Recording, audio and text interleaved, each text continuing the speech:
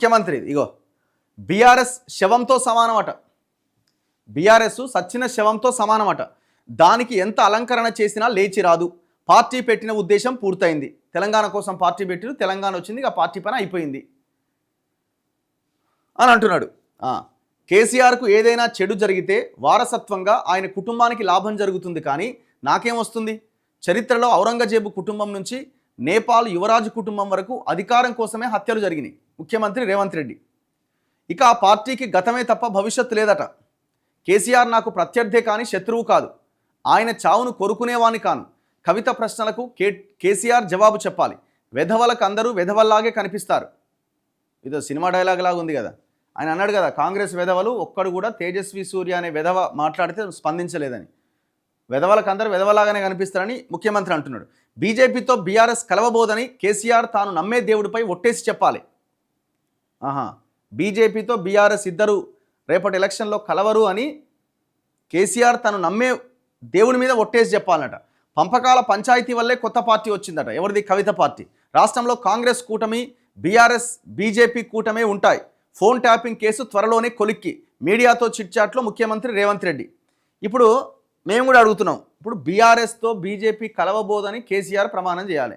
రేవంత్ రెడ్డి గారు, మీరు ఈ అవినీతి విషయంలో, దోపిడీ విషయంలో, భూముల కబ్జాల విషయంలో బీఆర్ఎస్లో ఉన్న కొంతమందితోటి, అది కేసీఆర్ కావచ్చు, కేటీఆర్ కావచ్చు, హరీష్ రావు కావచ్చు, ఇంకెవరైనా కావచ్చు, వాళ్ళకి లబ్ధి చేకూర్చేలా లేకపోతే వాళ్ళతో కాంప్రమైజ్ అయ్యేలా మీరు వ్యవహరించట్లేదని మీరు నమ్మే దేవుడి మీద ఒట్టేస్తారా? మీరు నమ్మే దేవుడి మీద మీరు ఒట్టేస్తారా? తడి బట్టలతోని ఏదైనా గుళ్ళకి పోతారా? చెప్పండి. మరి మీరు అన్నప్పుడు మీరు కూడా ప్రమాణం చేయాలి కదా. ఏ భూముల వ్యవహారంలో మేము వేలు పెట్టట్లే, ధరణిని బంగాళాఖాతంలో కలిపేసినాం, దేవుడా ఇదే నా ప్రమాణం అని చెప్పాలా. మా అన్న పేరుతో మా అన్న ఏడా ఒక్క డాక్యుమెంట్ కూడా క్లియర్ చేసే పని మా అన్న చేస్తలేడు, రియల్ ఎస్టేట్ వ్యాపారం చేస్తలేడు అని చెప్పాలా. మరి ఇవన్నింటి మీద కూడా మీరు ప్రమాణం చేయగలుగుతారా? బీఆర్ఎస్తో మేము కాంప్రమైజ్ కాలే, మోదీ చెప్పినట్టు నేను చేయట్లేదు, మోదీకి వ్యతిరేకంగానే ఉన్నా అని మీరు ప్రమాణం చేయగలుగుతారా? దీనికి కూడా ఆన్సర్ చెప్పాలి కదా. ఇప్పుడు ఒకరిని అంటున్నప్పుడు మరి మీ ప్రమాణం సంగతి ఏంది? ముఖ్యమంత్రి రేవంత్ రెడ్డి ప్రతిపక్ష బీఆర్ఎస్ పైన, ఆ పార్టీ అధినేత కేసీఆర్ పైన మరోసారి తీవ్ర విమర్శలు చేశారు. కేసీఆర్ పార్టీ పెట్టిన ఉద్దేశం పూర్తయింది, ఇక ఆ పార్టీకి మనుగడ లేదని అన్నారు. బీఆర్ఎస్ పార్టీ ప్రస్తుతం శవంతో సమానం, దానివల్ల ఏ ప్రయోజనమూ లేదు, శవానికి ఎంత అలంకరణ చేసినా లేచి రాదని వ్యాఖ్యానించారు. బీఆర్ఎస్కు ఇక గతమే తప్ప భవిష్యత్తు లేదన్నారు. సోమవారం శాసనమండలి కాన్ఫరెన్స్ హాల్లో మీడియాతో ముఖ్యమంత్రి చిట్చాటుగా మాట్లాడారు. ఇక్కడ ముఖ్యమంత్రి గమనించాల్సింది ఏంటంటే, ఎవ్వడు లేకపోతే సచ్చిన శవాన్ని కూడా లేపుతారు జనం. ఎవ్వడు లేకపోతే, ఆల్టర్నేట్ కనబడకపోతే నీ పరిపాలన మరింత దారుణంగా తయారై రాష్ట్రాన్ని మొత్తం నాశనం చేస్తుందని ఆయన కేసీఆర్ని మించిపోయిండు రేవంత్ రెడ్డి అని కనుక ప్రజలు భావిస్తే సచ్చిన శవాన్ని కూడా లేపుకునే ప్రయత్నం చేస్తారు. మరి సచ్చిన శవంతోనే పరిపాలన చేయొచ్చు, అట్లాంటి సిచ్యువేషన్ కూడా రావచ్చు. మరి అదేమన్నా దృష్టిలో పెట్టుకొని పద్ధతితో ఒళ్ళు దగ్గర పెట్టుకొని పనిచేసే ఆలోచన మనకేమన్నా ఉందా? ఇప్పటివరకైతే 2.5 సంవత్సరాలుగానైతే నువ్వు చేసిన మార్పు లేదు, పాడు లేదు, ఏది లేదు, మొత్తం దోపిడీ ఉంది. ఆనాడు జరిగిన దోపిడీ ఈనాడు జరుగుతూనే ఉంది. ఆడ 4-5 తింటే 40 మంది తింటున్నారు. సింపుల్, అంతే తప్ప నో చేంజ్. తెలంగాణలో ఎటువంటి మార్పు లేదు. అవినీతిని రూపుమాపుతా, అవినీతి లేకుండా చేస్తా, ట్రాన్స్పరెంట్ పారదర్శక పాలన అన్నావు, విచ్చలవిడి అవినీతి జరుగుతుంది. సేమ్ గవే భూ కబ్జాలు, గదే కథ, గదే వ్యవహారం. ఇంకా పైగా హైడ్రా లాంటి వాటిని తీసుకొచ్చి పేదల ఇల్లు కూలగొట్టే ఒక దారుణమైన దుర్మార్గానికి ఒడిగట్టినవు.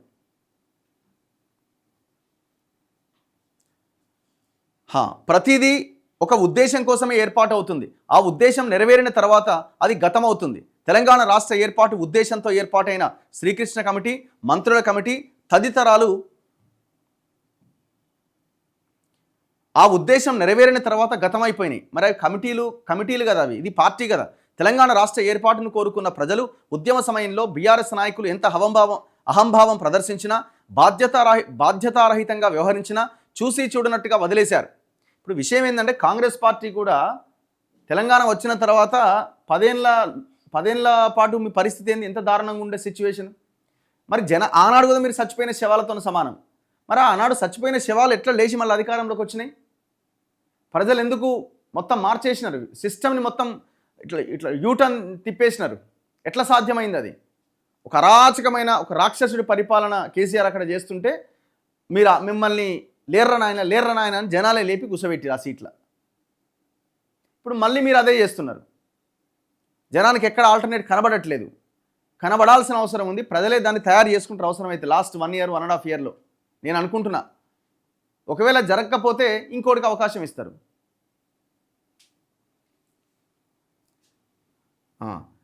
పార్టీ అధికారంలో ఉన్న 10 సంవత్సరాల్లో కుటుంబ పాలనను, అహంకారాన్ని కూడా భరించారు. కానీ అది భరించలేని స్థాయికి చేరుకోవడంతో 2023 ఎన్నికల్లో ఓడించారు. లోక్సభ ఎన్నికల్లో ఒక్క సీటు కూడా ఇవ్వలే. కేసీఆర్ కుటుంబానికి, బీఆర్ఎస్ పార్టీకి కాలం చెల్లిపోయింది. ఆ కుటుంబంతో తెలంగాణ ప్రజలకు సంబంధాలు పూర్తిగా తెగిపోయాయి. కోల్పోయిన అధికారాన్ని తిరిగి పొందేందుకు తెచ్చిపెట్టుకున్న వినయం, నటన, ముసుగులతో తెలంగాణ ప్రజల్ని కేసీఆర్ కుటుంబం మరోసారి మోసం చేసేందుకు ప్రయత్నం చేస్తోంది. పంపకాల పంచాయతీతోనే కొత్త పార్టీ. కేసీఆర్ కుటుంబంలో పంపకాల పంచాయతీ వల్లే కొత్త పార్టీ పుట్టుకొచ్చింది. కానీ కుటుంబం అంతా ఒక్కటే అని ముఖ్యమంత్రి రేవంత్ రెడ్డి అన్నారు. కేసీఆర్ తనకు రాజకీయ ప్రత్యర్థి మాత్రమే, శత్రువు కాదు. ఆయన చావును కోరుకునే వ్యక్తిని కాదు. కేసీఆర్ సీఎంగా ఉండగానే కేటీఆర్ను రాష్ట్రానికి ముఖ్యమంత్రిని చేయాలంటూ తలసాని శ్రీనివాస్ యాదవ్ సహా అప్పటి మంత్రులు, ఎమ్మెల్యేలు తెలంగాణ భవన్ కేంద్రంగా ప్రకటన చేయలేదా అని ప్రశ్నించారు. కేసీఆర్ విశ్రాంతి తీసుకుంటున్న ప్రజాప్రతినిధి. ఆయన వారసత్వం కోసం ఎదురు చూసేవారే ఆయన చావును కోరుకుంటారు. అంటే కేటీఆర్, హరీష్ రావు ఆయన చావును కోరుకుంటారని మాట్లాడుతున్నాడు. కేసీఆర్ వారసత్వ రాజకీయాలకు కాంగ్రెస్ పార్టీకి ఎలాంటి సంబంధము లేదు. ప్రస్తుతం వారిలో వారు పోటీ పడుతున్నారు. ఎవరు ఎలిమినేట్ అయి ఎవరు బయటపడతారో చూడాలి అని ఒక ప్రశ్నకు సమాధానంగా చెప్పారు. కవిత కొత్త పార్టీపై స్పందిస్తూ అది వారి ఇంట్లో పంచాయతీ అని, తనకు ఆసక్తి లేదని అన్నారు. బీజేపీది శిఖండి రాజకీయం. నియోజకవర్గ పునర్విభజన విషయంలో బీజేపీ శిఖండి రాజకీయం మానుకోవాలని రేవంత్ రెడ్డి అన్నారు. మహిళా రిజర్వేషన్, నియోజకవర్గ పునర్విభజన, లోక్సభ సీట్ల పెంపు, జమిలీ ఎన్నికలు ఒకదానికొకటి సంబంధం లేని అంశాలు. చట్టసభల్లో మహిళలకు 33% రిజర్వేషన్ చట్టంలో 2026 జనగణన నిబంధనను తొలగిస్తే సులభంగా అమలు చేయొచ్చు. 6 నెలల్లో ప్రక్రియ పూర్తయి ఉత్తరప్రదేశ్ ఎన్నికల్లో మహిళలకు 33% రిజర్వేషన్లు అమలు చేయవచ్చు. అలాగే ప్రస్తుతం ఉన్న 543 లోక్సభ స్థానాలనే మరో 25 ఏళ్ల పాటు యథాతథంగా ఉంచి 2008 మోడల్లో ఏ రాష్ట్రానికి ఆ రాష్ట్రంలో పునర్విభజన చేస్తే ఎవరికి ఏ అభ్యంతరము ఉండబోదు. లోక్సభ సీట్ల సంఖ్య పెంపుపై ముందే నిర్ణయం తీసుకొని మహిళా రిజర్వేషన్ బిల్లు పేరుతో చర్చ పెడితే ఎలా మద్దతిస్తారు అని ప్రశ్నించారు. ఇట్లా ఈ అంశాలన్నింటి మీద ఆయన మాట్లాడిండు. అండ్ దాంతోపాటు వెధవలకందరూ వెధవల్లాగే కనిపిస్తారు అన్నాడట. తేజస్వి సూర్య అనే వెధవ లోక్సభలో తెలంగాణ గురించి ఇష్టం వచ్చినట్టు మాట్లాడితే కాంగ్రెస్ వెధవలు నోరు లేరంటూ కేసీఆర్ చేసిన వ్యాఖ్యలపై రేవంత్ రెడ్డి ఆగ్రహం వ్యక్తం చేశారు. తేజస్వి సూర్య చేసిన వ్యాఖ్యలు ఖండిస్తూ కాంగ్రెస్ ఎంపీలు మల్లు రవి, కడియం కావ్య అదే లోక్సభ వేదికగా మాట్లాడడం బీఆర్ఎస్ వెధవలకు కనిపించలేదా, వినిపించలేదా అని రేవంత్ రెడ్డి ప్రశ్నించారు. వెధవలకందరూ వెధవల్లాగే కనిపిస్తారని వ్యాఖ్యానించారు. కేసీఆర్కు నిజంగా చిత్తశుద్ధి ఉంటే కవిత కొత్త పార్టీ పెడుతూ వేసిన ప్రశ్నలకు సమాధానం చెప్పాలి. కేసీఆర్ మన మనిషి అని, ఆయన చుట్టూ పందికొక్కులు చేరారని, అవినీతిని ప్రశ్నించినందుకు తనను పార్టీ నుంచి సస్పెండ్ చేశారని కవిత చేసిన విమర్శలకు జవాబు ఇవ్వాలి. వచ్చే ఎన్నికల నాటికి తెలంగాణలో కాంగ్రెస్ కూటమి, బీఆర్ఎస్ బీజేపీ కూటమి ఉండబోతున్నాయి. గత పార్లమెంట్, స్థానిక సంస్థల ఎన్నికల్లోనూ బీఆర్ఎస్ బీజేపీ కలిసే పోటీ చేశాయి. బీజేపీతో బీఆర్ఎస్ కలవబోదని కేసీఆర్ తాను నమ్మిన దేవుడిపైన ఒట్టేయాలని సవాల్ చేసిరట. ఇక ఒట్లు గిట్లు ఏముంటాయి, ఒట్లు వేస్తారు, ఏముంది మీకు పెద్ద లెక్కన. సో ఇట్లా నిన్న ఆయన స్టేట్మెంట్ ఇచ్చి పడేసిండు. ఇదంతా చిట్ చాట్, ఇది ఆయన వాయిస్ ఎక్కడ ఉండదు. జర్నలిస్టులు కూర్చుంటే వాళ్ళతో మాట్లాడిన మాటలు అనమాట ఇవన్నీ. ఇక్కడ చూడండి, ఈయన మార్పు చూడరు. ఇగో అపోలో కొత్త ఆసుపత్రి ప్రారంభోత్సవంలో రేవంత్ రెడ్డి అపోలో ఆసుపత్రి ఓపెన్ చేసిండట. మెడికోవర్ ఆసుపత్రి ఒకటే ఓపెన్ చేస్తే బాగుండదేమో, మళ్ళీ నాది నా అల్లుని పెట్టుబడులు ఉన్నాయి అంటారు అందరని, ఏదో ఒకటి ఇంకోటి చేద్దామని అపోలో ఓపెన్ చేసిండట. ఇక రేపు అపోలో ఓపెన్ చేయి, తర్వాత యశోద ఓపెన్ చేయి, ఇంకోటి ఓపెన్ చేయి. గవర్నమెంట్ హాస్పిటల్ జోలికి మాత్రం పోకు. గవర్నమెంట్ హాస్పిటళ్ళని మంచిగా చేయాలి, బాగు చేయాలన్న ఆలోచన మాత్రం చేయకు. దీనికి మళ్ళీ ఒక పెద్ద పేరు ఏంటంటే మెడికల్ టూరిజంలో పెట్టుబడులను ప్రోత్సహిస్తున్నాం. ఇంత గొప్ప పదం చూడండి అయ్యా. రీసెంట్గా కొన్ని స్టాటిస్టిక్స్ వచ్చినాయి. ఈ దేశంలో ఒక వ్యక్తి తన వైద్యం కోసం ఖర్చు పెడుతున్న డబ్బులు ఈ దేశంలో యావరేజ్గా 34,000 రూపాయలు. కానీ అదే తెలంగాణలో ఒక వ్యక్తి వైద్యం కోసం ఖర్చు పెడుతున్న డబ్బు యావరేజ్గా 52,000 రూపాయలు. అంటే దాదాపు 18,000-20,000 రూపాయలు దేశ సగటు కంటే ఎక్కువగా తెలంగాణ బిడ్డలు ఎక్కువ డబ్బులు ఖర్చు పెడుతున్నారు. ఇది వైద్యానికి సంబంధించి మన పరిస్థితి, ఇది మన మన మన దగ్గర ఉన్న సిచ్యువేషన్. నువ్వేమో ప్రైవేట్ హాస్పిటల్ ఓపెనింగ్లకు పోతున్నావు, గవర్నమెంట్ హాస్పిటల్ని గాలికి వదిలేస్తున్నావు. కుక్కలు బిక్క తింటున్నాయి, ఇంకో దగ్గర ఇంకోటి అవుతుంది, ఇంకో దగ్గర ఇంకోటి అవుతుంది. వరంగల్లో కాలిన ఎవరైనా శంకర్ గౌడ్కి సంబంధించిన ఆయన అక్కడికి వస్తే ఈడ ట్రీట్మెంట్ సరిగా లేదని చెప్పి వరంగల్ నుంచి హైదరాబాద్ అపోలో, కంచన్బాగ్ అపోలోకి తీసుకొచ్చినారు. హైదరాబాద్ తర్వాత మరో పెద్ద నగరం వరంగల్. అట్లాంటి నగరంలో కాలిన గాయాలతో చికిత్స పొందాల్సిన వాళ్ళకి ట్రీట్మెంట్ లేదంటే ఎక్కడున్నాం మనం? దాన్ని మెరుగుపరచాలని ఆలోచన లేదు. ఇవాళ రాష్ట్రంలో టీబీ మందులు లేవు. టీబీ పేషెంట్లకు ఇచ్చే ఏదైతే ఉందో ఆ డబ్బులు వాళ్ళకు వస్తలేవు. మరి ఎట్లా, ఏ రకంగా మరి ఈ మెడికల్ టూరిజాన్ని ప్రోత్సహిస్తున్న పెట్టుబడులు అంటే ప్రైవేట్ పెట్టుబడులను ప్రోత్సహిస్తుంది. ఈ దేశంలో 100% మెడికల్కి సంబంధించిన ఎఫ్డిఐలని భారతదేశం ఆల్రెడీ ఎంటర్ చేస్తున్నది. ఇక నువ్వు ప్రోత్సహించేది ఏముంది? అందుకే విచ్చలవిడిగా Hyderabad private medical hub mafia కింద మారిపోయింది. దుబాయ్ కేంద్రంగా ఉన్న హాస్పిటల్స్ అండ్ విదేశాల్లో ఉన్నటువంటి హాస్పిటల్స్ వాళ్ళ పెట్టుబడులన్నీ హైదరాబాద్కు వచ్చేసినాయి. మీరు చాలా హాస్పిటల్స్కి చూడండి, అంతకుముందున్న పేరుకి ముందు ఒకటి వచ్చి యాడ్ అయింది. ఇప్పుడు ప్రైమ్ అనే ఒక హాస్పిటల్ ఉంది, ఆస్టర్ ప్రైమ్ అని వచ్చింది. ఈ ఆస్టర్ అనేది ఒక దుబాయ్ బేస్డ్ కంపెనీ, అది మెడికల్ కంపెనీ అది. సో వాళ్ళు వచ్చి ఇక్కడ హాస్పిటల్లో పెట్టుబడులు పెట్టారు. ఇక్కడ ఎవరో తెలుగు వాళ్ళు ఎవరో పెట్టుకున్న హాస్పిటల్స్కి వాళ్ళు ఎక్కువ మొత్తంలో పెట్టుబడులు పెట్టి వాళ్ళు కైవసం చేసుకుంటున్నారు మేజర్ షేర్ని, రక్తం తాగుతున్నారు. ఇట్లా చాలా హాస్పిటల్స్ వచ్చినాయి, ఆస్టర్ అని, రెనోవా అని, ఇట్లా ఎన్నో. ఇప్పుడు కిమ్స్ ఇంతకుముందు తెలుగు ఆయన ఎవరో సోమశేఖర్ ఎవరిదో ఉండే, ఆయన వెళ్ళిపోయినాడు అక్కడి నుంచి, విదేశాల్లో ఉన్న కంపెనీ చేతిలోకి వెళ్ళిపోయింది. ప్రతి అపోలోలో కూడా వాళ్ళ పెట్టుబడులు వచ్చినాయి. అపోలో ఆర్ యశోద సంథింగ్, ఒకటో రెండో హాస్పిటల్స్ ఇక్కడ వాళ్ళు నడిపిస్తున్నారు. 90% హాస్పిటల్స్ విదేశీ కంపెనీల చేతుల్లో ఉన్నాయి. ఇప్పుడు మెడికల్ టూరిజాన్ని మీరు ప్రోత్సహించేది ఏంది, కథ ఏంది? ఈ దేశంలో ఉన్న మోదీ పాలసీనే ఎంటరగండి అని చెప్తున్నది. దాన్ని నువ్వు ప్రోత్సహిస్తా అంటున్నావు. ప్రభుత్వ వైద్యాన్ని ప్రజలకు అందిస్తా అని చెప్పు. ఓ 4 హాస్పిటల్ తిరుగు, మెడికోవర్లు, అపోలోలు, యశోదలు, ఇంకో హాస్పిటల్స్గా తిరగడం. ఓ 4 ప్రభుత్వ హాస్పిటల్ తిరుగు. ఒకరోజు పోయి ఎంజిఎంలో పడుకో, ఒకరోజు పోయి ఉస్మానియాలో పడుకో, ఏమై తప్పే ఉంది?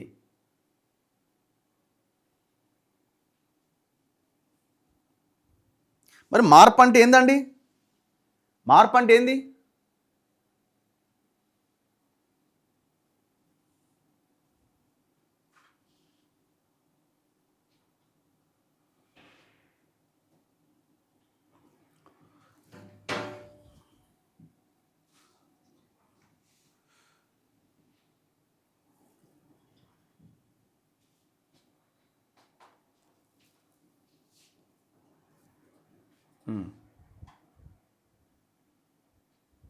ముందు బీఆర్ఎస్ను బొందబెట్టాలి అనే కాన్సెప్ట్ మాత్రమే కాకుండా తెలంగాణ పునర్నిర్మాణం రేవంత్ ఎజెండాగా ఉండాలి.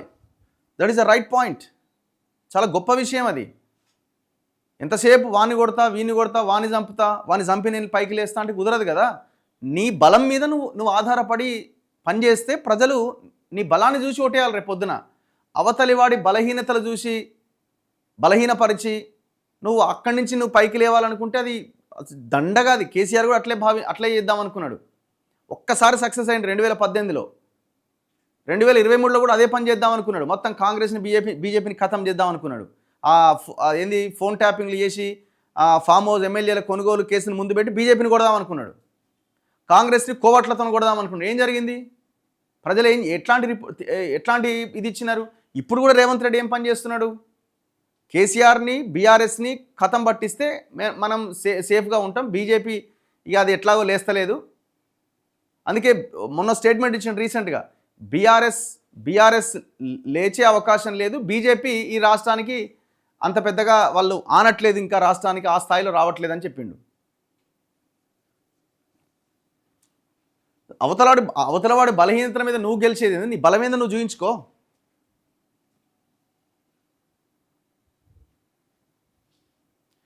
ఏజ్ రిలాక్సేషన్ మీద సపోర్ట్ చేయండి అన్న చాలామంది ఫోన్ చేస్తున్నారు. పిల్లలు పాపం వాళ్ళ ఎగ్జామ్స్కి సంబంధించిన ఏజ్ రిలాక్సేషన్ గురించి మాట్లాడుతున్నారు.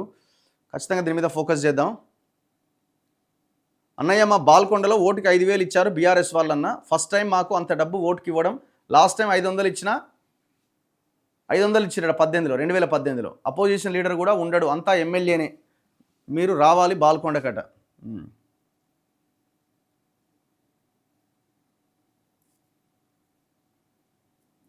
CM to improve the government hospitals and not to encourage private hospitals.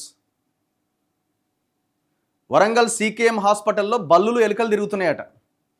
అన్ని హాస్పిటల్ అట్లే పాడైనాయి. పెయిడ్ బ్యాచ్, దొంగల బ్యాచ్ ఎక్కువ అయ్యారట ఈ కామెంట్స్లో. ఇప్పటి వరకు దేశం ఎక్కడ ఉందో ఈ పెయిడ్ బ్యాచ్ చెప్పాలి.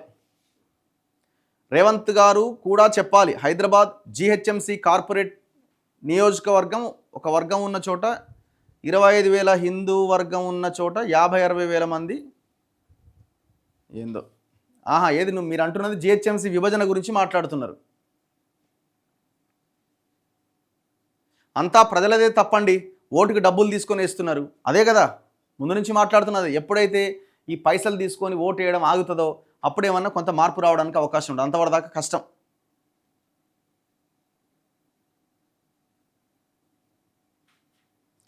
అన్న ఎలక్ట్రిక్ బస్సులను డైరెక్ట్గా ఆర్టీసీకి ఇచ్చేటట్టుగా బీజేపీ ఎంపీలు ప్రధానమంత్రి మీద ఒత్తిడి తేవాలి. ఆడ ప్రధానమంత్రి ఏమో కార్పొరేట్లకి ఇవ్వడానికి దేశమంతా ఈ పాలసీని అమలు చేయండి, రాష్ట్రాలు మీ అభిప్రాయం మీది అని చెప్తే, ఈడ అంతకుముందు కేసీఆర్, ఇప్పుడు రేవంత్ రెడ్డి ఓ ప్రైవేట్ వాళ్ళని తెచ్చి మెగా కృష్ణారెడ్డి జేబీఎం అనే వాళ్ళని తెచ్చి మొత్తం ప్రైవేట్ వాళ్ళకి అప్పచెప్తున్నారు. అదే ఎలక్ట్రిక్ బస్సులు ఇక్కడ ఉన్న వాళ్ళ ఆర్టీసీ మేము తయారు చేస్తామని చెప్తుంది కదా, ఆర్టీసీతోనే తయారు చేయించవచ్చు కదా. లేదు కనీసం బయటనైనా కొనుగోలు చేసి ఆర్టీసీ వాళ్ళకి అప్పచెప్తే అయిపోద్ది కదా, గవర్నమెంట్ బస్సులు కొని. మళ్ళీ మధ్యలో మూడో వాడు ఎందుకు నడపడానికి బస్సులు? ఆర్టీసీ యాజమాన్యం లేదా?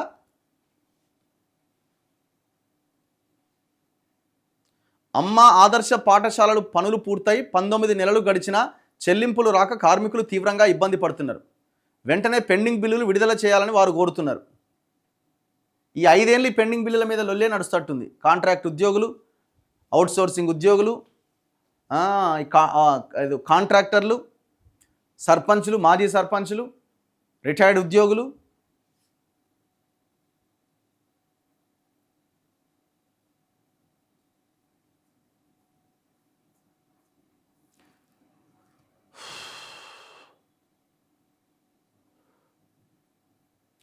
Why all media channels including social media are ignoring the fight being continued by the farmers of Nadargul village before it came to a logical end? దీని మీద మేము ఫైట్ ఇంకా మిగిలే ఉన్నది. ఒక 5-10 ఛానల్స్ అన్నీ కలిపి అక్కడికి వెళ్ళాలన్న ప్లాన్లో ఉన్నాము. అతి త్వరలో మీ దగ్గరికి వస్తాం ఖచ్చితంగా. నాకు మాత్రం ఆ కేటీఆర్ ముఖం చూడడం కన్నా ఈ రేవంత్ గవర్నమెంట్ ఉండడమే నయం అనిపిస్తున్నది. బలుపు వంటి నిండా బలుపు ఐఏఎస్ యాక్టర్ల కొడుకులతో తప్ప జనాలతో ఏ రోజైనా మాట్లాడిండా అని అడుగుతున్నారు.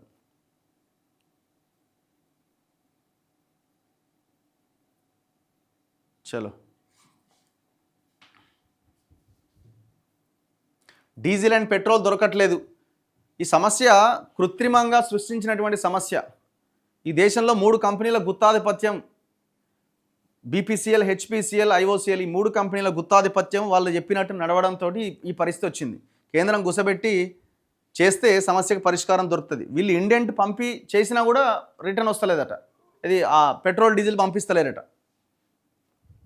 అన్న మిషన్ భగీరథ ఎంప్లాయీస్ గురించి మాట్లాడండి, వాళ్ళకి 8 నెలల నుంచి జీతాలు రావడం లేదట. ఎంత ఘోరం అండి ఇది,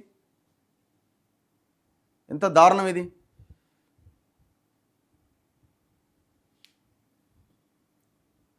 బ్యాక్డోర్ జాబ్ల మీద వీడియో చేయండి బ్రో. ఏది ఐటీలో నిన్నెవరో ఫోన్ చేసిరు నాకు. దాదాపు 10-15 కోట్లు వసూలు చేసిందట ఎవరో ఇక్కడ నాచారం దగ్గర ఒక ఆమె. గవర్నమెంట్ జాబ్ ఇస్తాం, ఈ అవుట్సోర్సింగ్ దాని కింద, కాంట్రాక్ట్ దాని కింద మీ ఎలక్ట్రిసిటీ డిపార్ట్మెంట్లో పెట్టిస్తామని. అయినా జనాలు మోసపోతూనే ఉన్నారు. చలో, స్పందన టీం వచ్చింది అన్నట. 2 పార్టీలు సేమ్ అన్నా ప్లీజ్, ఏదో ఒకటి మనమే చేయాలి అన్నా ప్లీజ్.